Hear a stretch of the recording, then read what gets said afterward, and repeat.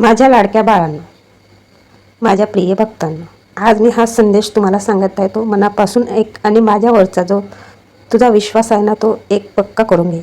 जगातील सर्वात सुंदर आणि श्रेष्ठ नातं म्हणजे आपल्या भगवंताशी असलेलं घट्ट नातं. त्यात आपल्याला कधीच कुठलं दुःख मिळत नाही, म्हणून दुःखी राहू नको. सकारात्मक विचार कर आणि चांगलेच विचार कर. कोणाचं वाईटच विचार करू नको, म्हणजे तुझ्याशी जे नातं निर्माण झालंय ते सुद्धा आपलं फलेल आणि ते पूर्ण मार्गावर जाईल आणि आपलं नातं अगदी घट्ट होईल. बाळांना, मला ठाऊक आहे, मला माहिती आहे तुझ्यासाठी कोण योग्य कोण अयोग्य हे आमच्यापेक्षा चांगल्या प्रकारे कोणाला माहिती असेल का बाळांनो? तुझ्या आयुष्यात लोक येतात आणि तुला सोडून जातात आणि तू ती लोक परत यावी म्हणून आम्हाला साकडे घालतोस. पण ते साकडे घालणं बंद कर आणि आम्ही तुझी जी इच्छा आहे ती पूर्ण केली तरच आमच्याशी भांडते, नाहीतर नाही भांडत हा विचार सोडून दे. भांडायचं तर माझ्याशी तू नेहमीच भांड, पण एक लक्षात ठेव, तुझ्यासाठी जी व्यक्ती अयोग्य आहे ती तुझ्या आयुष्यात परत येणार नाही. जी योग्य आहे तीच तुझ्या आयुष्यात येईल. म्हणून विश्वास ठेव आणि श्रद्धा ठेव.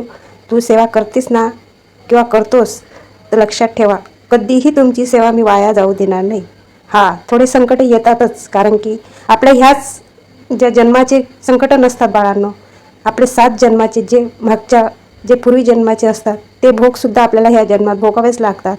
आणि हे कलीचं युग आहे, तर हे कलीच्या युगात तुम्हाला इथंच ते भोग भोगायचे. तुम्ही कोणाचं चांगलं केलं असेल तर तुम्हाला चांगलं फळ मिळेल. तुम्ही कोणाचं वाईट केलेलं असेल तर ते फळाची तुम्ही चिंताच करू नका आणि तुम्ही त्याची वाटच बघू नका, कारण की तुमचं कर्म लगेच तुम्हाला सांगत राहील, अरे हे योग्य नाही आहे आपलं कर्म.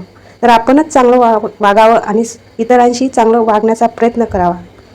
बाळांनो, अगोदर मनातून सगळे विचार काढून टाका. कोण हसून गेला, कोण आपल्याला फसवून गेला हे महत्त्वाचं नाही.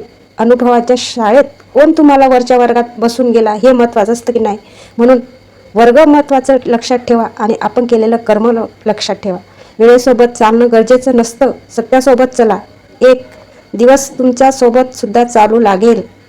ही वेळ असते, ती वेळ लागलेली भूक, नसलेली पैसे, तुटलेले मन आणि मिळालेली वागणूक जे शिकवते ती कुठलीच डिग्री तुम्हाला शिकवू शकणार नाही. म्हणून वर्ग बदला. पुढच्या वर्गात जायचं आहे ना, तर मनाने आणि शुद्ध मनाने तुमची जी परीक्षा आहे ती देत राहा. मी परीक्षा घेतच राहील.